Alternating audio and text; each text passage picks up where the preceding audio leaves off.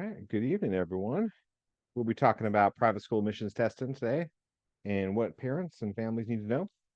I'll be talking about the ISEE and SSAT. My name is Matt Kiesner. I'm an instructional designer here at Applerouth. I help write uh, various projects on the curriculum team, including our SSAT book, and happy to talk about this stuff with everyone here. So we'll do a little welcome poll here, as is common and custom for these things. And let's get into it. All right. So always our why, change students' self-beliefs, change their lives. And what we do, we'll be obviously talking about test prep today. Though we definitely also handle academic tutoring and executive function coaching, which is something for students who struggle with time management in their day-to-day schooling. All right, so we're going to talk about some things, including uh, the merger that is allegedly going on, understanding that the testing timelines and options. We'll go through some of the main strategies for both the SSAT and ISEE, and then we'll talk about building a testing timeline and some study plans. Okay, so the big news kind of inside baseball has been that EMS, which makes the SSAT and ERB, which makes the ISEE, they have announced plans to merge, and that has been announced. They have a new CEO. The last update that I think I saw was in March. So I don't know the current state of things, but it is definitely, for those that are not thinking about this year, but subsequent years, I think it is of something that is of interest, and then what will happen with that. I mean, they both kind of have their strengths. EMS runs like the standard application online, which is just the version of the common app um, for the SSAT and or for not for the SSAT, for the uh, for private school admissions. And the ERB does a lot of grade level assessments that are used in quite a few schools. So they both have the kind of strengths beyond just admissions tests. So we don't know like really what's going to happen with that merger, and will one of these tests go away? Will there be a new test that comes out of it? It's really not sure, to be honest. And that's from paying attention, some insider info and stuff. What's important for families who have kids who are taking either test this year is that they will be unchanged throughout the school year. They're not going to sweep in a new test during the school year. And so certainly for this 2025 to 2026 season, um, we know that it will be that the SAT will be the same, and the ISE will be the same as they've always been. But when it's too early to predict anything beyond that, because I don't really know the the details, but it's been a very slow merger. And so I guess that leads us to sort of a general question. Should student take one or the other? And it really depends on the schools you're applying to. They're like many schools partner with one over the other. And there's also a lot of schools, there's a lot of regions where like it's an SSAT region, it's an ISEE region, and pretty much every school uses that. So like unlike the sorry, I took this. Unlike the college admissions like SAT and ACT, where if schools use them, they use both equally. That's not the case here for secondary school admissions. So both the SSAT and the IC have different levels. I'll be focused on the SSAT first. So there's three levels. The most of the time it's students in either upper or middle. So upper is mostly students who are in 8th grade applying for 9th grade, so they're applying to high school, but they're still in middle school. Middle can be 5th or 6th graders applying to middle schools, right? There is also elementary, though elementary test is not used as often. And they're actually two separate tests, so they're 3rd grade and 4th grade, and they have a different structure. I'll be talking mostly about the middle and upper because that tends to be what most students take, though I do have some information on elementary. And if you have questions about the elementary one, throw it in the chat, I'll be happy to answer you. All right, so we got the remember EMA, that the SAT offers a lot of different ways of taking an exam, and I think that's one of the first things that can really overwhelm a family and knowing about these differences. So they have monthly paper-based testing starting October. They have a flex and a benchmark test. They have an at-home test, and they also have like testing at a prometric center. Um, so the standard test dates are probably the best place to start. You can find testing locations. They've already been updated for this forthcoming academic year. And so you can take the paper test 6 times per academic year. I don't recommend that for most students. Like that is, pretty excessive, but it's good that there's multiple testing opportunities for that. The flex test is a paper test that has flexible scheduling. Students can only take it once per school year. It is typically you need to find someone to administer it, so it might be a counselor or consultant who does it. And so there's also going to be a little more expensive test, and you may also have to pay for the consultant's time. So typically families use this as like a last effort. So I wouldn't rush to get a flex test now. I would save it when um, for like a last ditch shot for December, January, even February, depending on what schools you're applying to. The benchmark is something that school set up. So if your students in a terminating K through 5, K through 6, K through 8 school, then the benchmark can help on that. But you can't set that up. It's just that it's something that is a private test for the school.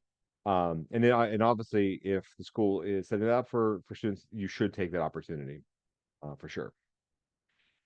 And then there's the SSAT at home. So the long story in this one is that this was developed to save the company, the SSAT, during COVID. And they had a point where you could, they were really pushing that because it was hard to get students testing. Um, since then, it's kind of fallen um, fallen back where it was that you could take it like 3 times a month, and now it's like you can take it once per year. And so basically, it's become an online flex test on there. So they use a secure program. The proctor will request a room check, so they will like have like they want this make sure that the desk is clean and there's no one else in the room, or devices you can't have can't have a calculator or cell phone or thing. And parents can be in that room in there for the room check, and I recommend it because it's pretty weird for someone online to be telling your kid to check all these things and stuff, and even things like you know uh, checking sleeves and like turning pockets and stuff. It's kind of a weird thing. But the SSAT at home is the same test. It's not a digital test in the sense of it's not adaptive. It's not like the SAT or GRE or anything like that. The big thing is that each student has their own proctor and their own proctor timing. And so a student can say that they want to move ahead, and like there's really no one to stop them.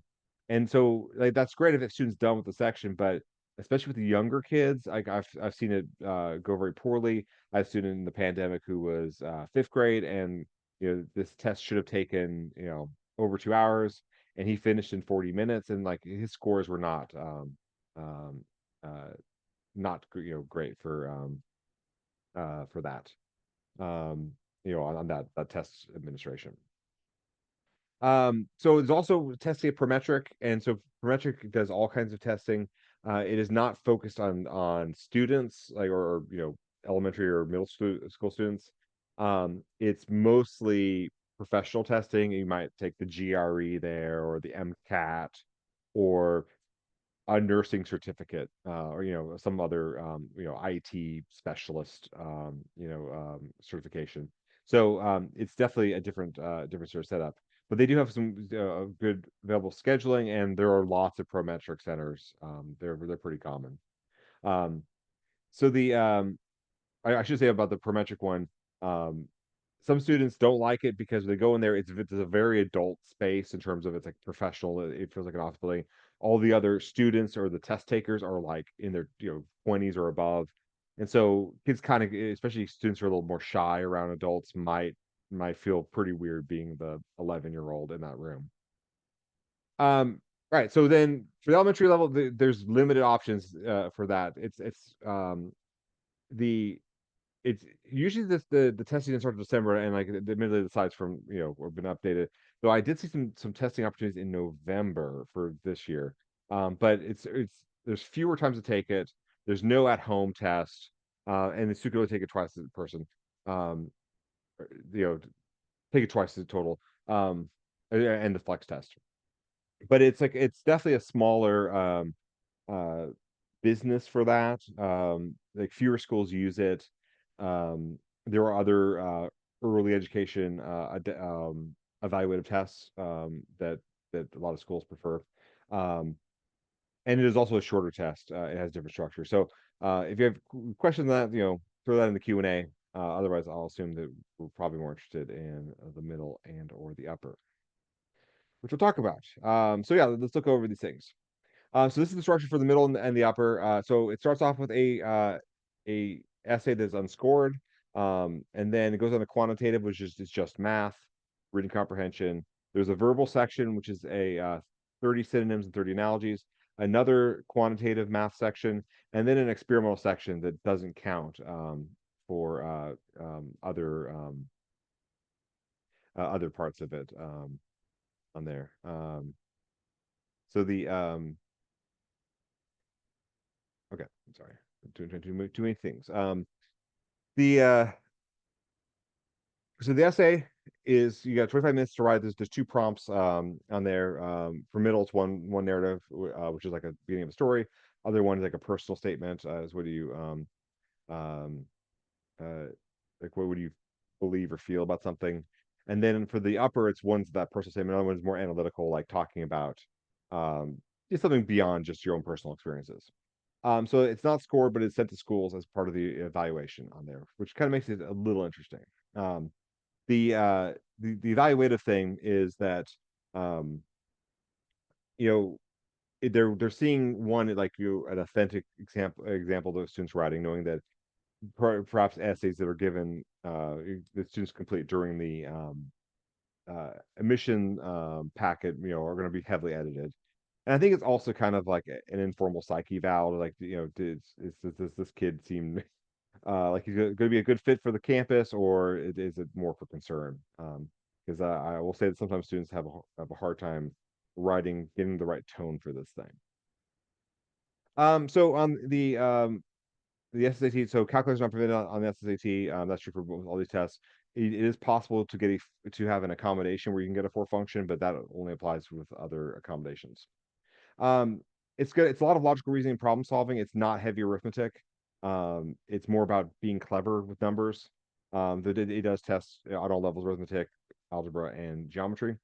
But it's not grinding, multiplying ugly decimals. I think that's not the point of it. Upper level definitely has more math, and goes into linear equations, negative and fractional exponents, even some basic quadratic factoring and things like that. Where the middle level is more focused on um, understanding that percentages and fractions and ratios and probability are all kind of the same thing. Good advice for the quantitative. Read questions carefully. A lot of them are word problems. Write down your work. Double check that you answer what was asked. The wrong answers are oftentimes things that are true. So there might be some uh, geometry like this, and we can play with this pretty fast. So you have to know something, right? You have to know that the area of a circle equals pi r squared. And then they say 16 pi inches. So we plug in 16 pi inches into our equation, pi squared. We can then divide by pi and divide by pi to get rid of it. Those cancel out. And then we have 16 equals r squared. And then we take the square root of both sides. And then we get that r equals 4. And oh, that's answer choice A. How convenient. But the issue here is that it's asking for the diameter. And once you know the radius is 4, knowing that the diameter is 8 is that's very simple. But again, it's that like knowing the double checking you answer for the question asked, because you have to find the radius first in order to find the diameter.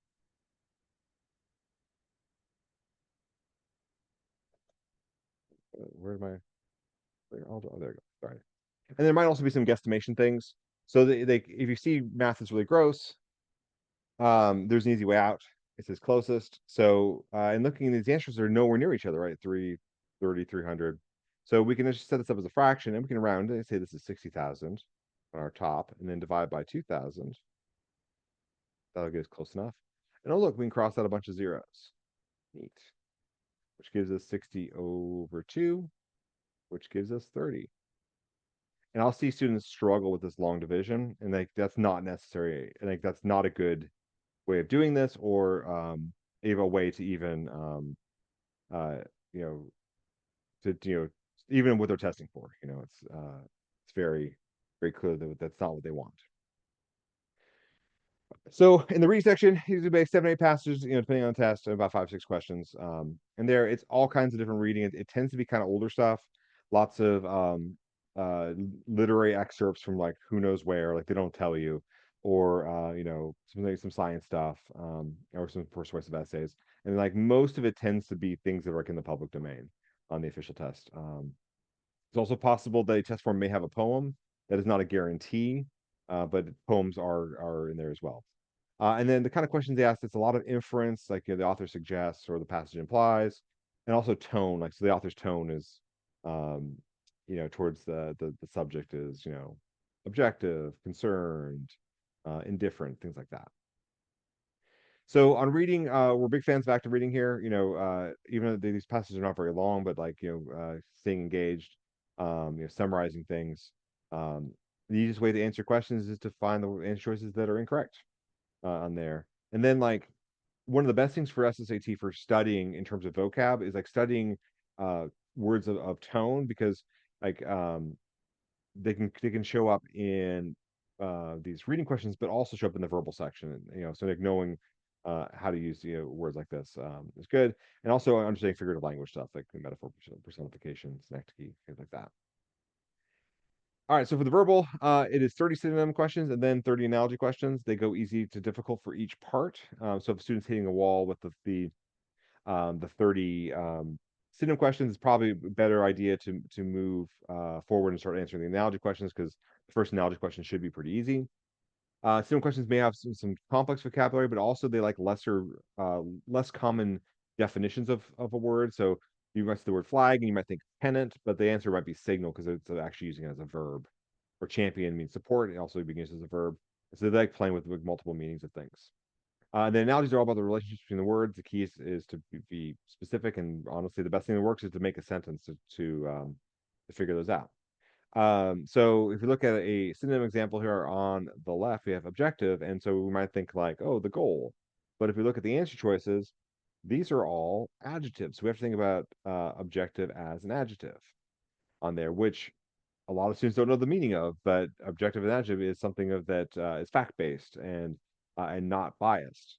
So probably wouldn't be offensive, nor should be conflicting, but neutral sounds pretty good. We can keep that. Conclusive, well, maybe, but make neutral better. And bias is like the antonym, right? So the answer would be C.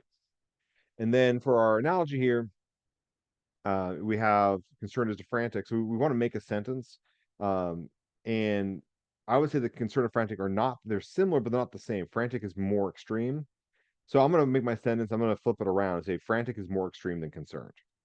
And so now I'm going to read each answer choice with that thing. So is balmy more intense than frigid? No, balmy's warm, frigid's cold. Is perturbed more intense than furious? No, furious is more intense. And order matters on these. Is elated more than content? Yeah, I think that works. Is perplexed more than sad? There's not really a strong relationship there. Being sad and being perplexed are two separate things. So that's like definitely wrong. And is reserved more intense than ecstatic? No. So then our answer is C for this one as well. And there'll be experimental section. It'll be random questions from all sections of the test, and it's just to let people know what the test writers know, like how student does compared to other things. All right. But it does not count. Those students cannot get out of it. Okay, so weird stuff. Got some scoring. So SSAT offers a scaled score. It is different for middle and upper. Um, so the middle level is a little bit lower, and then than the upper level, and it's capped. And the elementary level is even lower than that. I think it caps at 740 or 720, something like that. And then what's important is that, like, even though we have a perfect score per section is 800, it kind of feels like the SAT, but I don't think that that's a right way to see this, because an SAT goes from 200 to 800, right? And um the upper level goes from 500 to 800. So like a 550 on an SAT is like a mid score, right? And honestly, and it's a college bound score for per section. Like, you're getting more, like you're doing better than average. Well, but on the SAT, a 550 is doing very poorly, right? And so there's like a difference in there. And then one of the most important things for students to understand about this test is that it has a guessing penalty. Guessing penalties are out of fashion. The AP exam got rid of them. The SATs got rid of them like over 10 years ago. I can't think of another test that a high school student would encounter that would have a guessing penalty at this point. Um, so if a student gets a question wrong, they have a quarter point subtracted from their score. And so it's good to make sure the students like do strategic answering, and it's okay to omit. In order to get the score that you want, you don't need to answer all questions, especially if you're an eighth grader taking the upper level, or a fifth grader taking the middle level. Like those tests should be challenging for you, and those percentiles are only being um, compared towards students in that grade, which gets the next one here. So really, it's the percentiles that are what matters to schools on there. So the a lot of times a student will take either a practice test, or they'll take a they'll take an official test, and then without practice, which I don't recommend. Um, and then they'll look at the percentiles back, and the parents will freak out, because it's only reflecting like the students who took this test, and it's not a grade wide or nationwide ranking, because private, or all sorry, all public school kids are not in this. Kids who are in K through 12 private programs are not in this.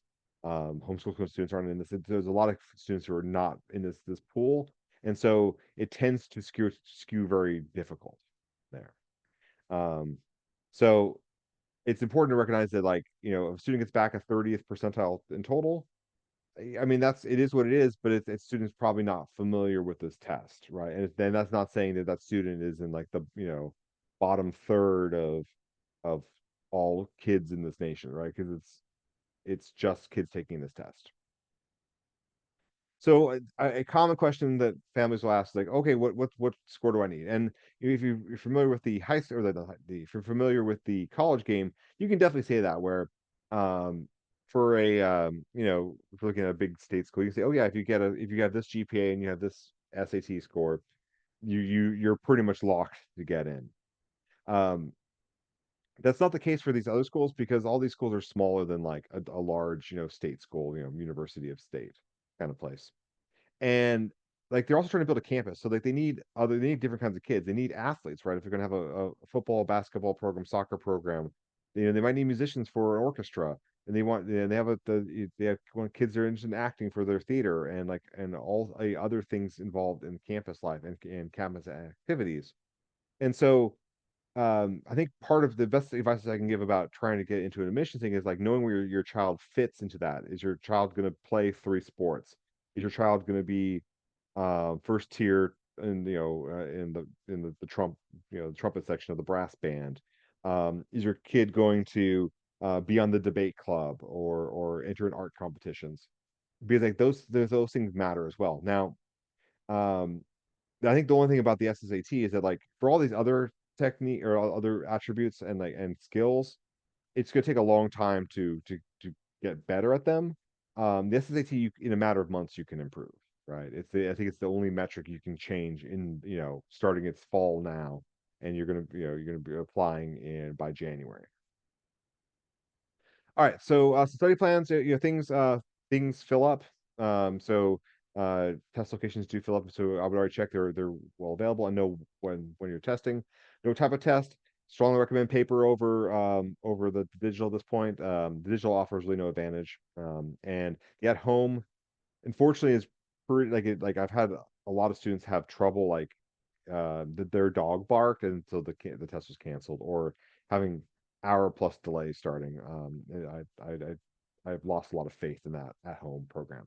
Um, and then if for me, whatever the testing is, okay, if it's if it's paper-based testing, a lot of students are not used to like bubbling a Scantron. Like it's not part of their, so like they're getting some practice with like the little number two pencil and making some marks on there. And then also with like transcribing answers and making sure that you don't forget that if you didn't answer number seven, you need to leave number seven blank and not put number eight's answer in number seven, because that's going to cause a whole lot of trouble down the line.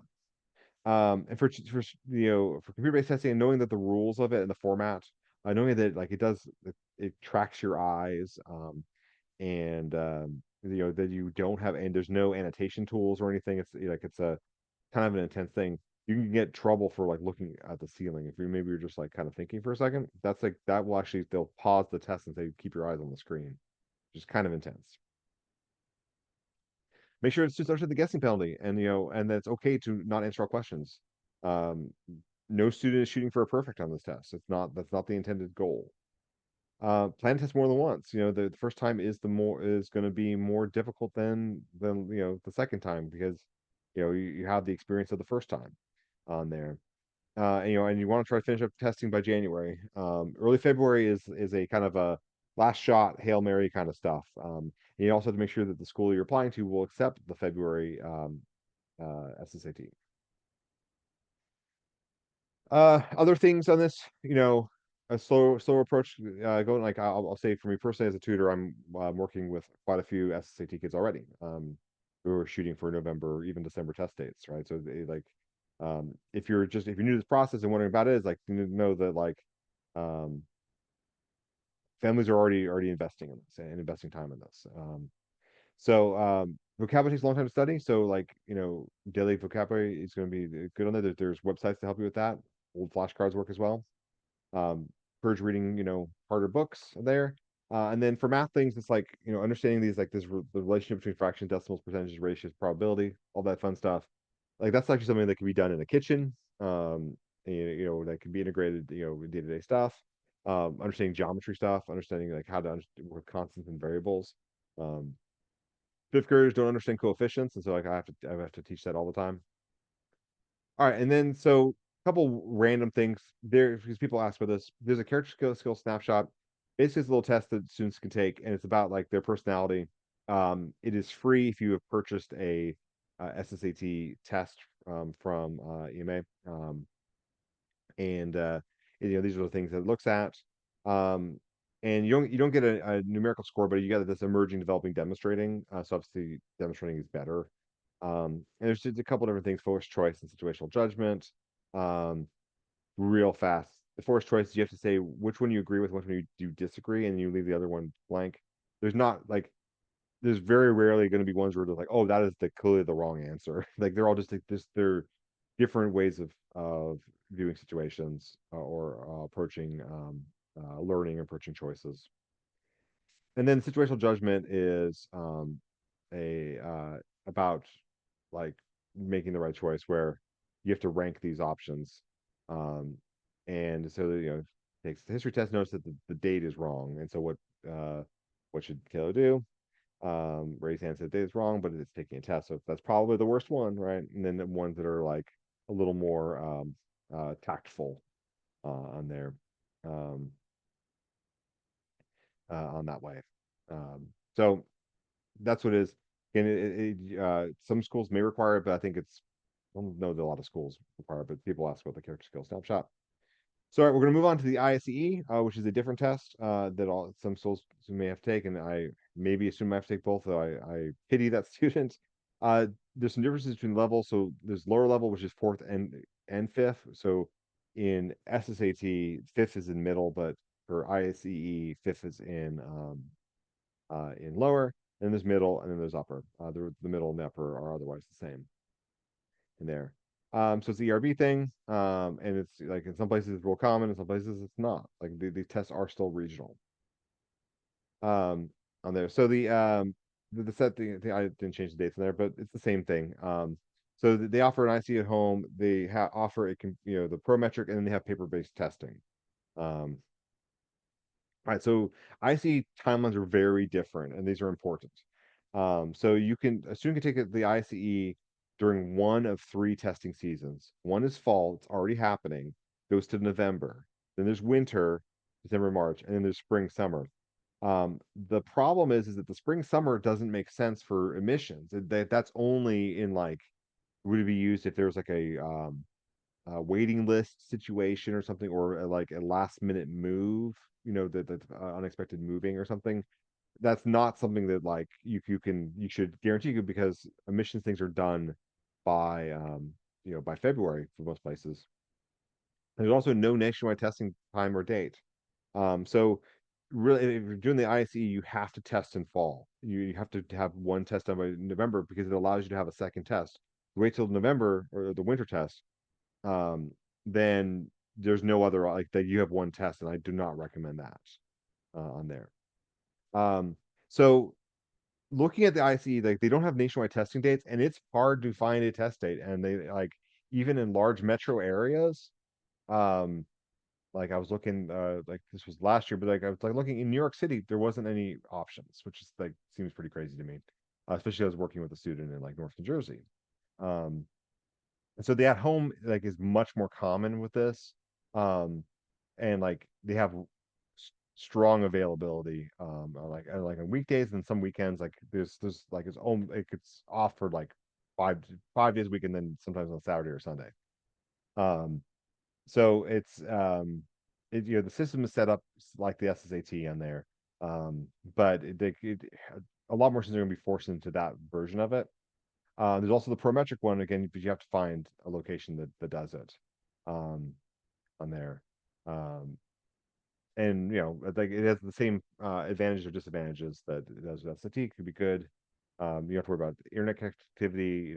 It's going to be quiet. Um, but the paper-based testing, and like you need to search for it, and it is not like I'm usually surprised how few the options are in a lot of places. So, and there's no you can't say, oh, it's the first, the first Saturday in October or whatever. Like that's not an option there. So it's like you may have to find like it may involve travel. Like if you want to do a paper test, like to be candid on there, there's not a lot of options.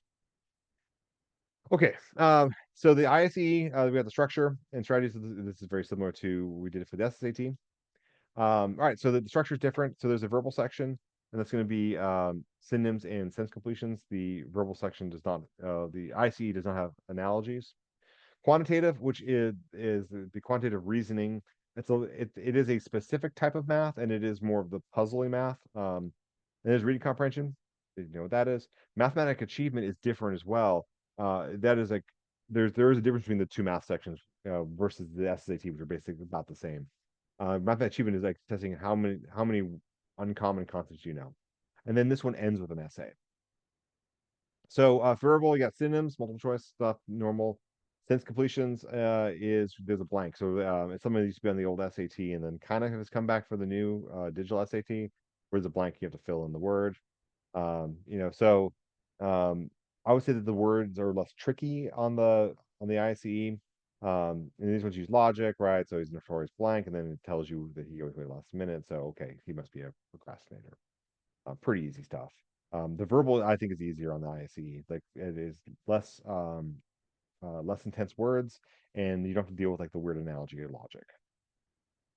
So, but I would say the math is harder.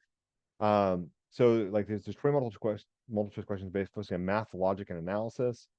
So it's really about like this is very much puzzle math, whether it be a sequence issue or like a spatial orientation thing. There's also a quantitative reasoning question. These are completely different. They used to be on the SAT 20 years, 20 years ago, earlier than that. And these ones where you'll have to like figure out which expression is greater. I'll show you an example of that. And you don't get a calculator. In fact, I don't think you can even get a calculator as an accommodation on the ISE. So there, these might be more puzzly. So it says that I'm gonna just do hashtag a hashtag. That might make you cringe, but I think that's funny. Equals 2a squared plus 6a. What's the value of 4 hashtag 4? So like this might seem weird, but they're telling you what it means. So like the a's go here, so you plug the a's in for that one, and it's like 2 times 4 squared plus 6 times 4, right? So you got 16, you got 32, and then you got 24, and you add those together, and you get 56. I know I skipped a step on there. I'm bad. I don't follow my own rules. And then let me tell you the there you go. There's the one about there's gonna be some data stuff. Um, by understanding a lot of like statistics stuff of like mean, median, mode, range, that kind of stuff. But I want to get to the quantitative reasoning things here. So the answer is always the same for this. Like A is greater, B is greater, they're equal, and you can't figure it out. Um, and so like a classic example is this one, right? Where is x squared greater than x cubed? Well, I think a lot of students are going to be, oh yeah, b is greater because that's raised to the third power.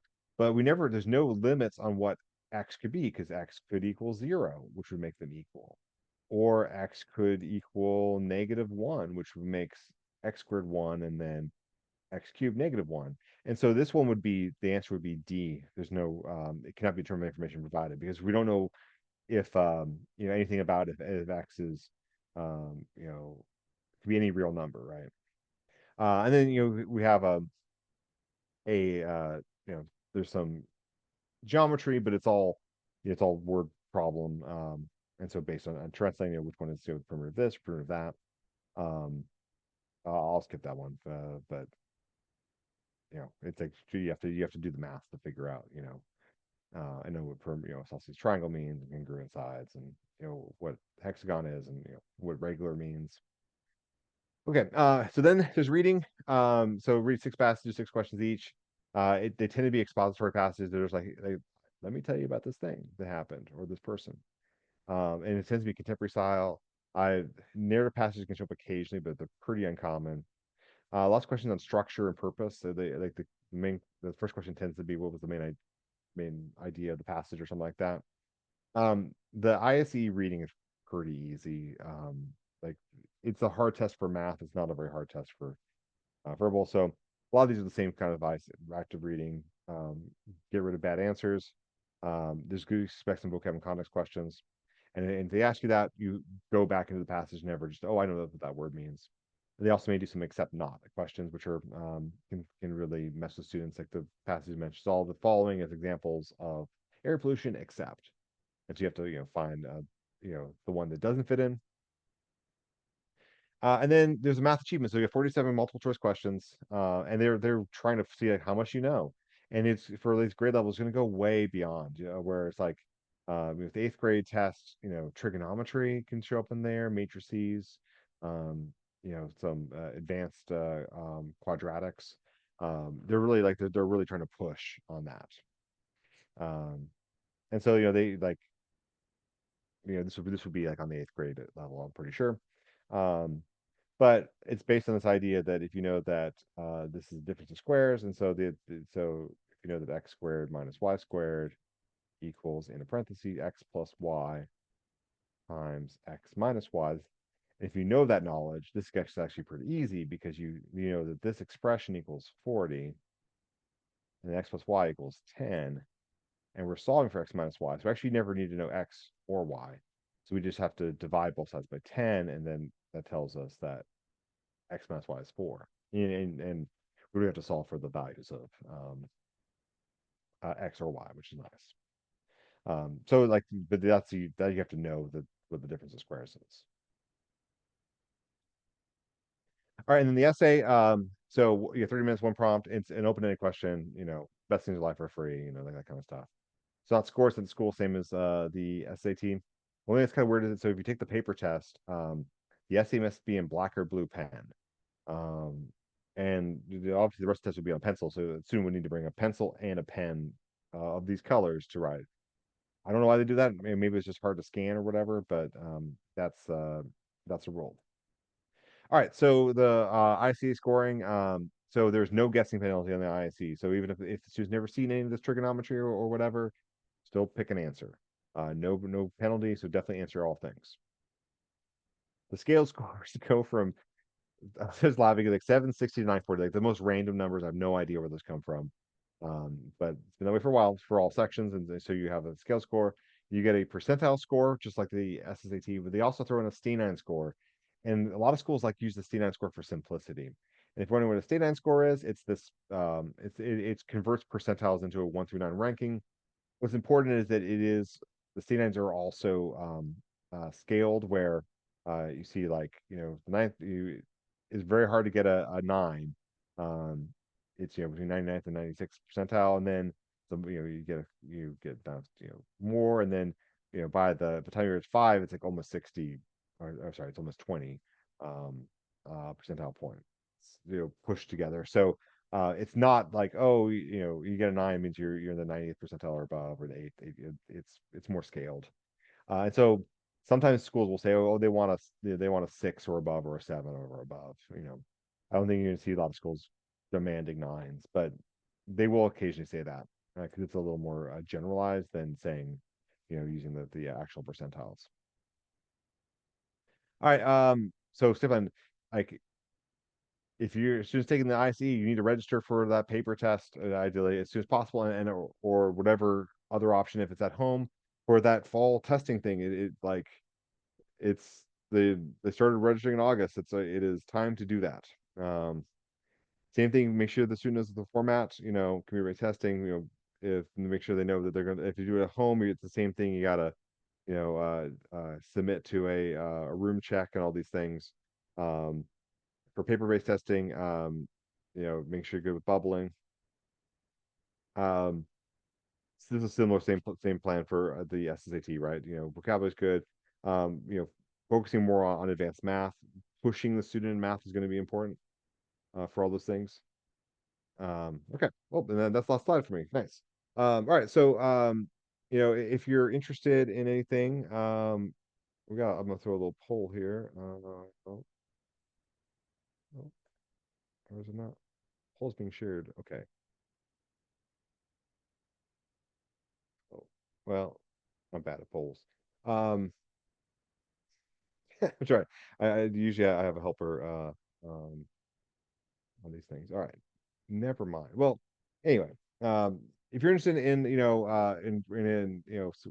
SSAT or IC tutoring, we have mock tests, we have books, we have tutoring programs for those things. So would be happy uh,